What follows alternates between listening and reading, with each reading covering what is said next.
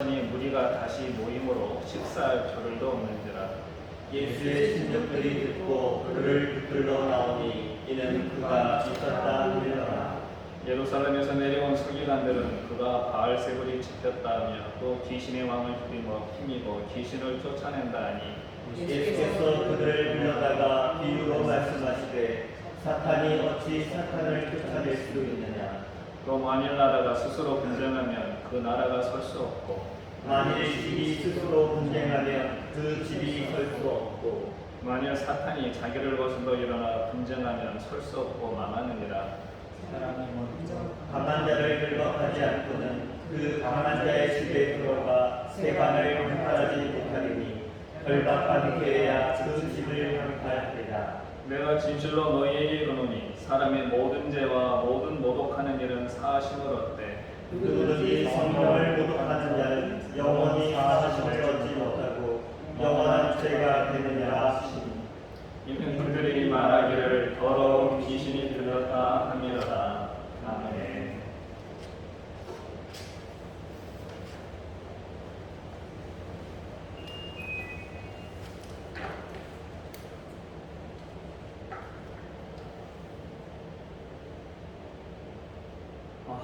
저희 하늘교회가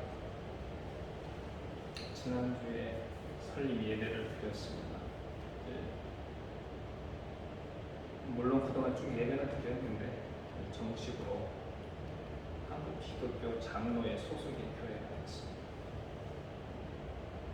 그동안 여러 가지 이런저런 일도가 있었지만 여기까지 오도록 인도해 주신 하나님께 먼저 감사를 드립니다. 앞으로 하늘교회를 이곳에 세우신 하나님의 뜻에 맞게 저희한테 주신 하나님의 달란트를 잘 활용해서 좋은 결실을 맺을 수 있도록 기도해 주시기 바랍니다. 요즘 좀 답답하죠.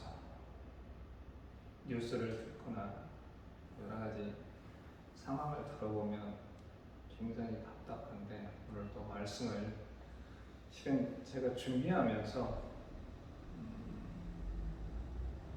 예수님의 마음이 이러지 않았을까 그런 생각을 좀 해봤습니다. 오늘 말씀 제목이 광인 예수입니다. 광인. 저 앞에 광인이 뭔지 아시죠? 미친놈이라는 뜻이죠. 미칠 광자 사람이 미친 사람. 우리가 살면서 평생 미쳤다는 야 너 미쳤냐? 뭐 이런 소리를 듣고 사는 게 그렇게 쉽지는 않습니다. 그렇죠? 거의 없죠. 일생에 한두 번 들을까 말까 하는 얘기인데 오늘 본문을 보니까 예수님이 미쳤다는 걱정이 돼서 가족들이 찾아왔어요.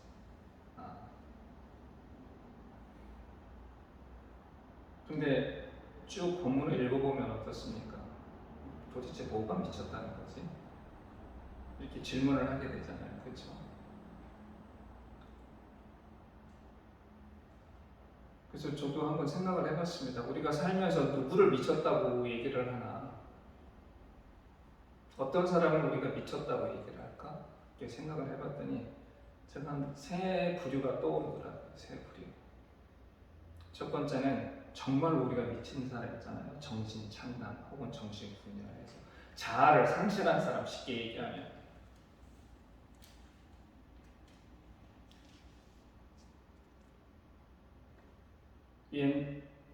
옛날에 우리가 시골에서 보통 자랄 때 머리에 꼭 꽂고 다니는 사람들이 있었어요. 그 사람들은 자기가 어떤 행동을 하는지 무슨 말을 하는지 몰라요. 일반적으로 우리는 그런 사람들을 미쳤다고 합니다. 두 번째는 망상에 사로잡힌 사람. 요즘 우리가 일본 때문에 굉장히 불편한 일이 많은데 역사적인 인물을 하나 예로 들어서 말씀을 드리겠습니다. 우리 민족이 겪은 전쟁 중에 여러 가지 참혹한 전쟁이 많았지만 제대로 기록되고 전하는 전쟁 중에서는 한 세 전쟁이 우리 민족한테 정말 참혹한 그런 피해를 입혔다고 생각합니다. 임진왜란, 병자호란, 6.25 한국전쟁. 그 중에서도 임진왜란, 그 임진왜란을 일으킨 죽음이 누구죠? 일본의 토요토미 히데요시, 한자로 하면 풍신수길입니다.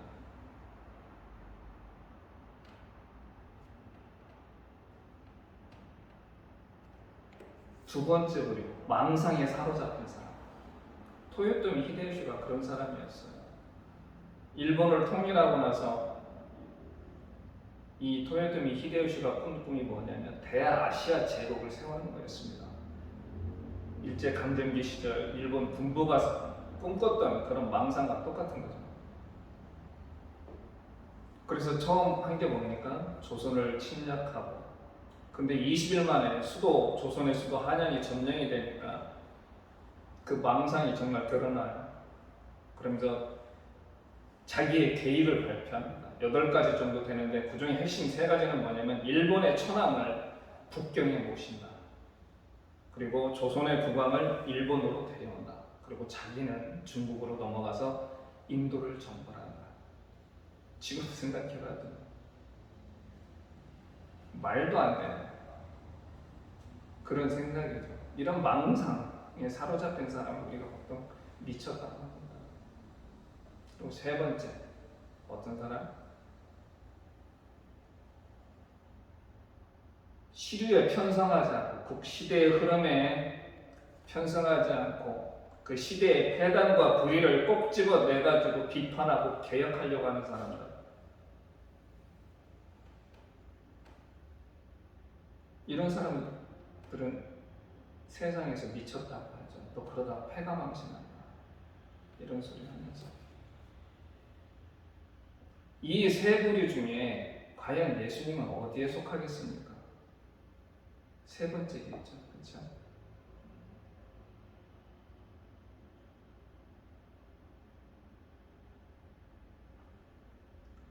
당시 이스라엘, 로마의 식민지였던 이스라엘의 민중들의 삶을 지배했던 사상은 바리새파 사상이었고, 이 바리새파 사상의 핵심은 두 부류가 있는데 하나는 샴마이였고 하나는 힐레라파였습니다. 예수께서는 이 두 부류 어느 속에도 속하지 않은 분이셨어요. 그들과는 다른 생각으로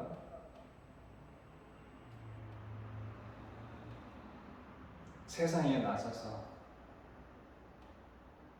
복음을 전했습니다.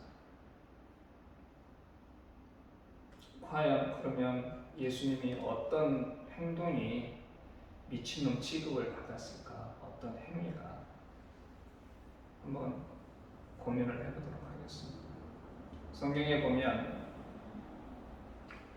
당시 예수께서 공생애를 시작하시면서 세상에 나타나셨을 때 사람들은 예수를 선지자라고 생각을 했습니다. 마가복음 8장에 보면 그런 얘기가 나오죠. 세상 사람들이 나를 누구라고 생각하냐? 예수께서 제자들한테 물어봅니다. 그랬더니 제자들이 뭐라고 얘기하냐면 엘리야라고도 하고 세례 요한이라고도 하고 선지자 중에 한 명이라고 생각합니다. 이렇게 대답을 하죠. 즉 세상에서 보기에는 예수님이 선지자라고 생각을 했던 거예요. 그 당시 선지자라고 하는 것, 2000년 전 혹은 구약 시대의 선지자는 요즘으로 따지면 어떤 사람들이냐? 언론인과 같은 겁니다.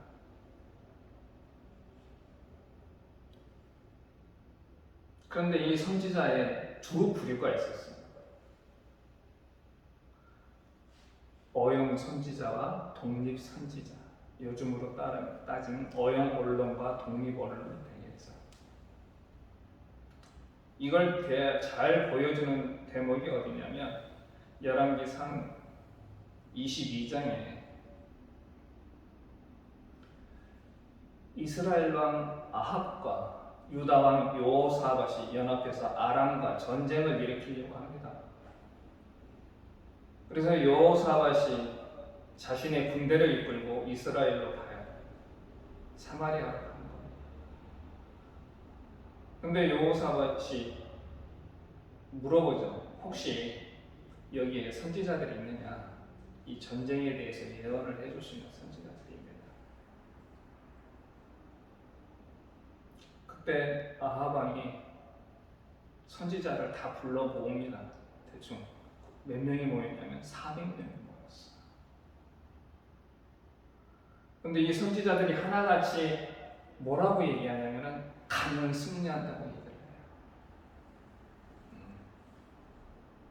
근데 이 선지자들은 어떤 사람들이었냐면은 국가에서 주는 돈으로 먹고 사는 사람이었어요.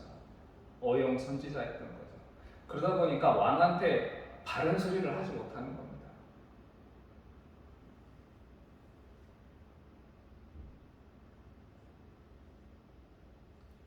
이런 어용 선지자가 있는가 하면 그렇지 않고 독립적으로 활동하는 선지자들이 있었습니다. 성경에서 대표적으로 예를 들자면 여러 사람들이 있겠지만 아모스는 그냥 일반 목동이었어요. 근데 어느 날 갑자기 하나님의 부르심을 받고 이스라엘에 가서 경제적 번영에 취해 있던 이스라엘에 가서 이스라엘 통치자들한테 왕과 귀족들한테 그들의 불의와 부패에 대해서 공격을 합니다. 하나님의 말씀을 전하는 거죠. 이러면 망할 거다 라고 하는.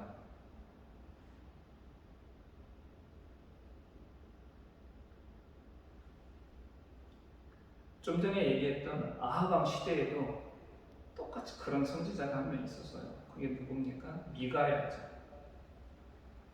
400명의 선지자는 당신이 가서 전쟁을 아람하고 전쟁을 하면 반드시 승리한다고 얘기를 했는데 오직 한 사람 미가야 선지자만 뭐라고 얘기했습니까? 당신 가면 전쟁이 집니다. 하나님이 나한테 그렇게 말씀하셨습니다. 라고 얘기를 합니다. 결국에는 어떻게 됩니까? 감옥에 갇히죠. 어떤 소리 했기 때문에? 바른 소리 했기 때문에. 결국엔 아합 왕은 아람과 전쟁에 나가서 죽습니다.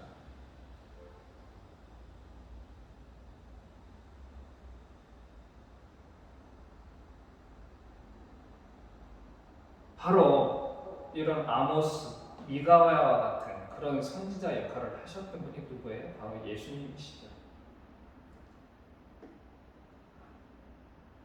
예수님의 일생은 가만히 성서에서 보면 어떤 겁니까? 민중들, 당시 어려움에 빠져있던 민중들과 함께하면서 누구하고 대립을 했나요?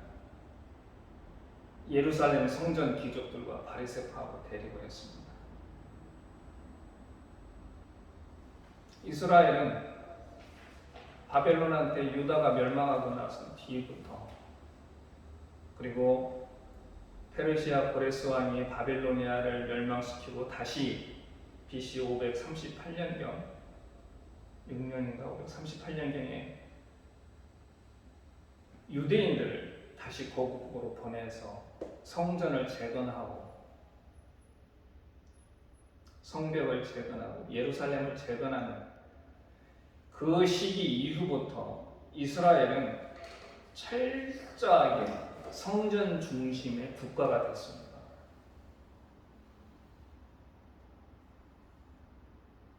우리가 보통 요즘은 정치와 종교가 분리돼야 된다 얘기를 하는데 한 번도 이스라엘은 그런 적이 없어요. 그리고 기독교 역사도 마찬가지입니다. 항상 정치에 관여를 했으면 했지 정치하고 분리된 적이 없습니다. 이런 성전국가 이스라엘에서 권력을 잡고 휘두르는 사람이 누구겠습니까? 제사장이죠.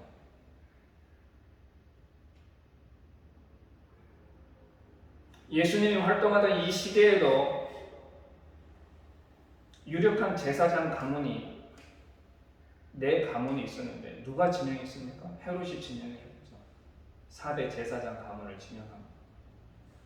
헤롯이 죽고 난 뒤에 팔레스타인이 헤롯의 아들들과 로마 총독이 와서 다스리는데 유대 지역을 로마 총독이 다스리죠. 근데 로마 총독이 제일 위에 있고 그 밑에 누가 있습니까?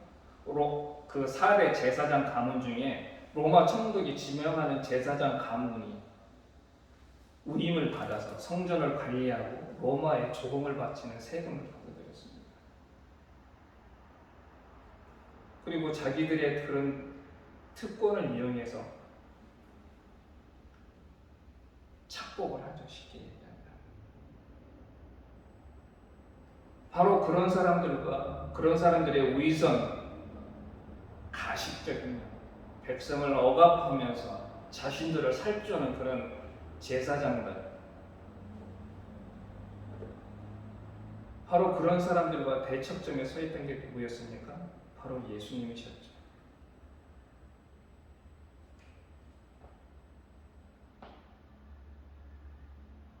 제사장의 권위에 아무도 대항하지 못하는데 로마군이 뒤에 버티고 있는 그런 제사장한테 누가 대들겠습니까?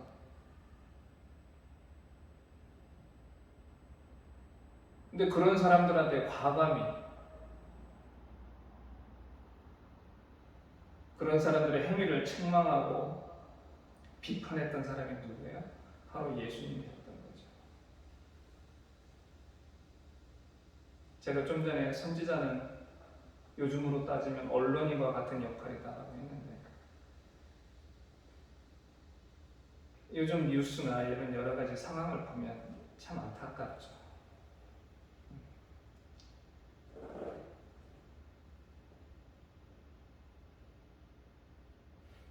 이 시대에 예수님과 같은 정론, 즉 바른 소리라, 언론이 과연 존재하고 있는가라고 하는 질문을 던지지 않아야 알 수가 없습니다. 그렇죠? 예수는 바로 그런 역할을 하셨습니다. 권위에 대한 부당한 권위에 저항한 그런 분이 바로 예수님이셨던 겁니다. 그리고 두 번째는 뭐였습니까? 예수께서는 해방자로 등장을 하셨어요. 어떤 무력 투쟁을 통해 로마의 식민지로부터 벗어났던 그런 해방자가 아니에요. 민중의 고통을 해방시키는 그런 분이셨던 거죠. 그 당시 제가 좀 전에 말씀드렸지만 이스라엘은 팔레스타인 지역은 로마의 식민지였습니다. 로마의 식민지이다 보니까 로마에 내는 세금이 무지막지했어요. 거기에다가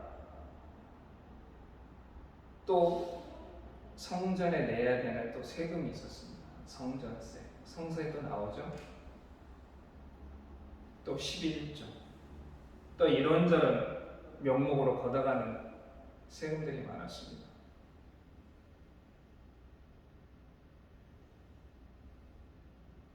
이걸 민중들은 감당하기가 힘든 겁니다. 그걸 감당하기 위해서 빛을 지게 되고 그러다 보니까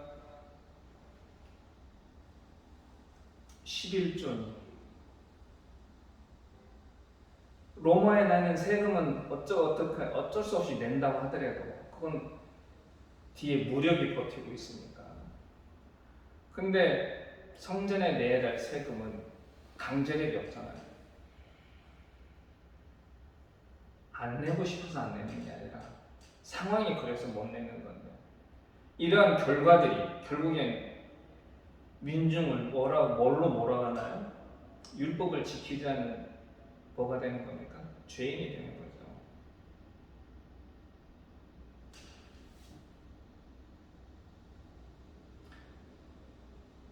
이 당시 민중의 삶을 지배했던 사상은 바리새파 사상이었는데, 바리새파가 가장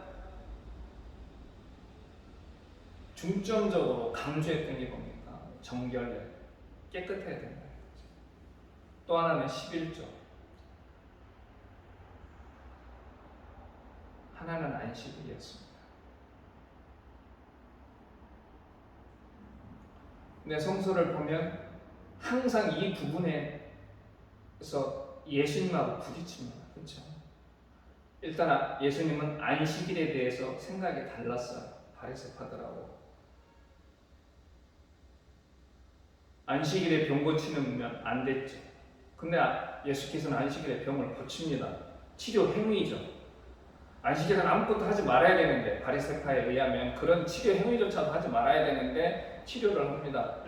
제자들이 밀밭 사이를 지나가면서 밀을 손으로 따서 까불어가지고 먹습니다.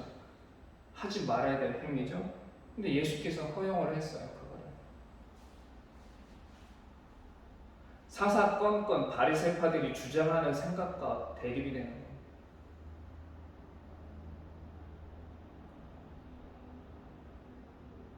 이런 예수의 모습, 이런 예수의 가르침이 민중들한테는 어떻게 다가왔을까? 한번 생각해 보시기 바랍니다. 해방감을 느끼겠죠. 율법이 613개 조항이 되는데 바리새파는 거기에다 대고 자기의 선조들이 해석했던 소위 바리새파가 얘기하는 장로들의 전통까지 덧붙여서 613개 조항도 숨막혀 죽겠는데 거기다가 이런저런 것 해석의 해석으로 거듭나서 율법 조항 수가 성서에서 말하는 613까지보다 더 오버가 되는 거예요. 그리고 그것들을 철저히 지키게 만드는, 그 중에 하나라도 범하면 뭐가 되는 겁니까? 죄인이 되는 거죠.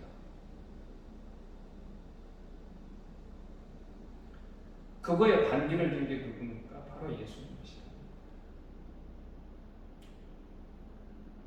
아까 제가 미친놈 소리 듣는 쪽, 어떤 사람이 미친놈 소리 듣느냐? 바로 이런 사람이 미친놈 소리 듣는 겁니다.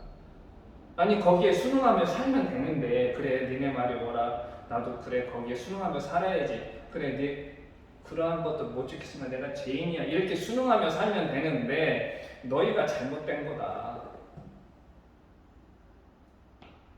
쉽게 말하면 바리새파의 자존심에 스크래치를 내는 겁니다.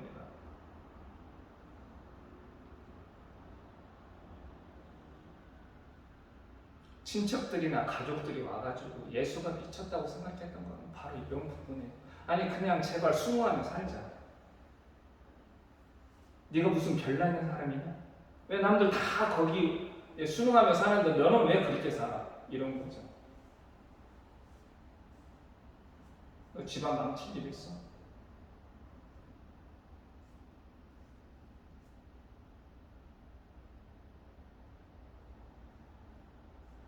그러나 예수를 따르면서 예수의 가르침을 들었던 민중들을 마음에는 어땠겠습니까?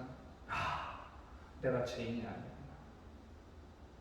내가 유대인으로 살면서 율법을 제대로 지키지 못해서 항상 죄인의 몸으로 살았던 것 같은데, 아파도 죄가 되고, 나갔다 들어와서 손 안 씻고 뭘 먹어도 죄가 되고, 하나부터 열까지 뭐 좀 잘못하면 죄인인데, 이게 죄가 아니구나.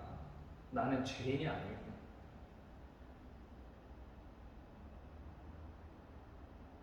물질적인 궁핍보다도 그런 정신적인 스트레스, 내가 죄인으로 살면 하나님 나라에 들어갈 수가 없다라고 하는, 하나님 나라가 아니라 하나님한테 벌 받는다고 하는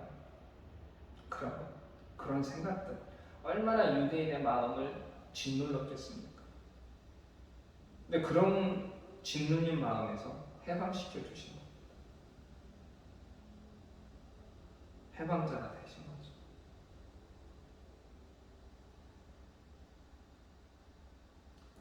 그리고 또 하나는 마지막으로, 예수께서는 그 당시 그리고 또 우리에게 하나님 백성이 되는 길을 제시를 해줬어요.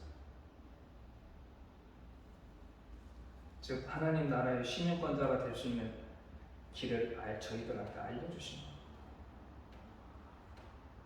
예수님이 전하신 복음의 핵심은 하나님 나라가 이 땅에 왔다는 겁니다. 마가복음 1장 14절 15절에 보면 그런 얘기가 있죠. 예수께서 40일 광야 생활을 마치고 요한이 죽은 후에 갈릴리 와서 전한 첫 번째 말씀이 뭐냐면 하나님 나라가 왔다는 것입니다. 성서에서 말하는 하나님 나라는 뭐와 의미가 같은 거냐? 하나님의 통치와 의미가 같은 거예요. 즉 하나님이 다스린다는 거죠.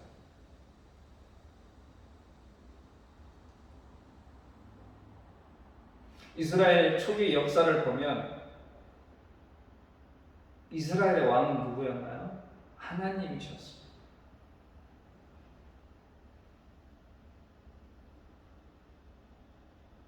그 하나님의 다스림을 거부한 게 바로 이스라엘 민중이었죠.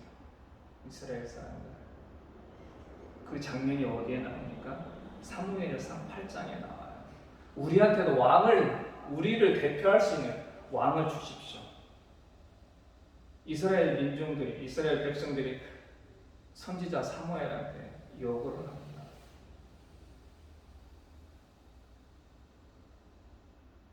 하나님이 왕이 돼서 통치하는 나라와 인간이 왕이 돼서 통치하는 나라, 차이점이 뭘까요? 하나님이 통치하는 나라는 어떤 겁니까?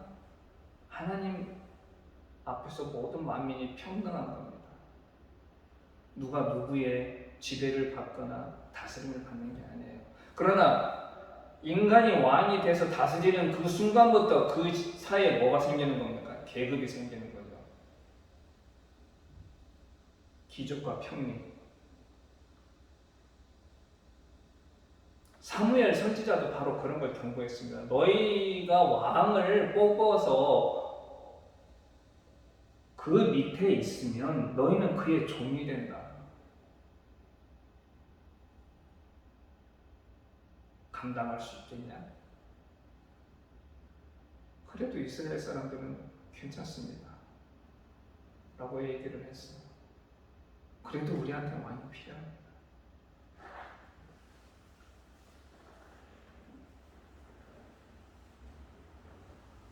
그런데 예수님께서 다시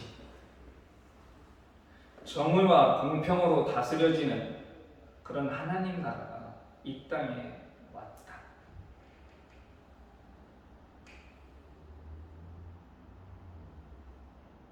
너희들이 나의 말을 잘 듣고 나의 가르침을 따르고 나를 믿으면 너희는 바로 그런 정의와 공평 그리고 사랑이 충만한 그런 하나님 나라의 시민권자가 될 수 있다.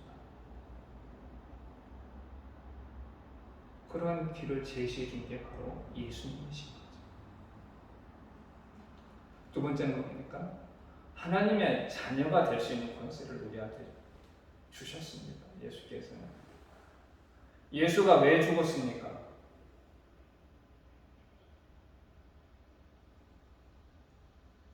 가장 큰 죄가 신성모독이죠. 유대인들 생각 속에 인간이 하나님의 아들이다? 이건 도저히 생각할 수 있는 문제가 아니에요. 하나님의 아들이 된다는 건 하나님이 뭐예요? 신이죠. 그럼 그 아들도 뭐가 되는 겁니까? 신이 되는 거예요. 이 보통 심각한 문제가 아니죠. 이 세상에 신은 오직 야훼 한 분인데 너도 신이야? 이건 어떻게 되는 겁니까? 신성모독이 되는 거죠.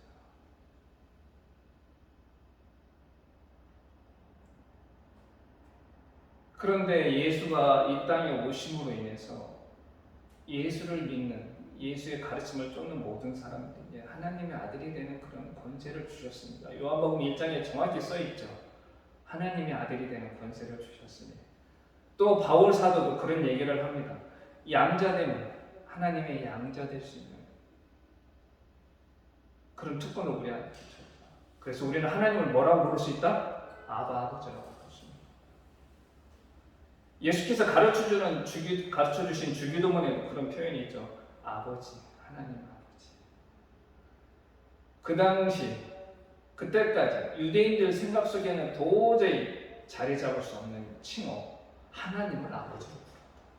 내가 하나님을 아버지로 부른다는 건 내가 뭐가 된다는 겁니까? 하나님의 아들이 된다는 거죠.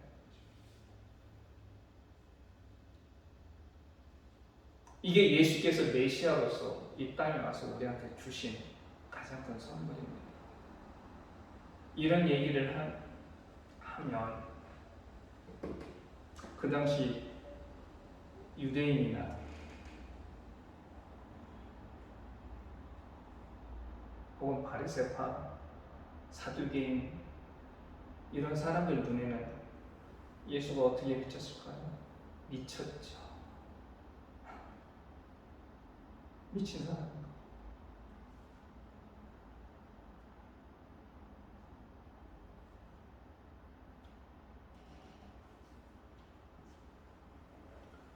이런 쭉 예수의 그런 행동, 그런 가르침, 그 중심에는 뭐가 있나요? 인간에 대한 사랑.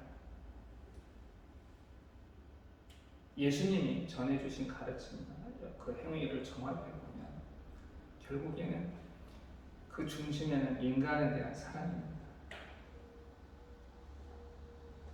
예수께서 율법과 선지자의 제일 첫째가 하는 강령이 뭐라고 했죠?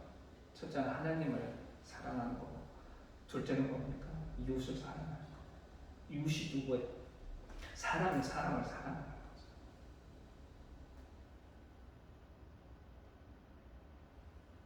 예수님의 가르침, 예수님의 행위, 그 핵심에는 결국에 뭐가 있다? 사랑이 있다.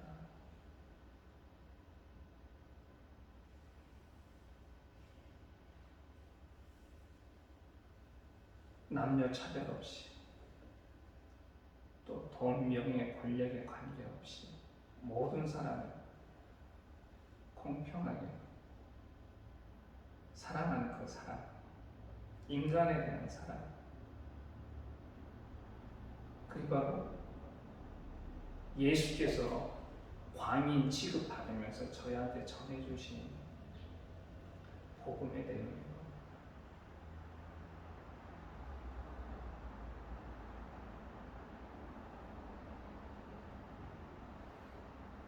그러나 안타깝게도 요즘 우리 기독교는 그런 걸 까먹고 있는 것 같아요. 사랑에 대해서.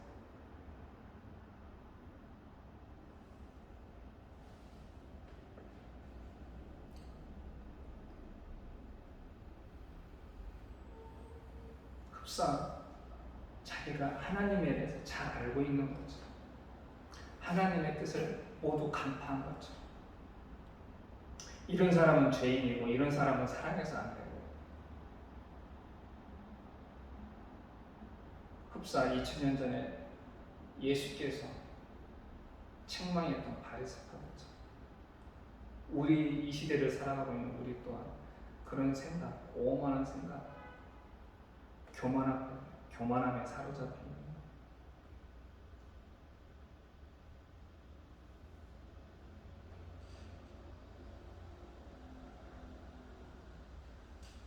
이 시대에 우리한테 가장 필요한 것은 뭡니까? 이런 예수의 정신을 회복하는 것.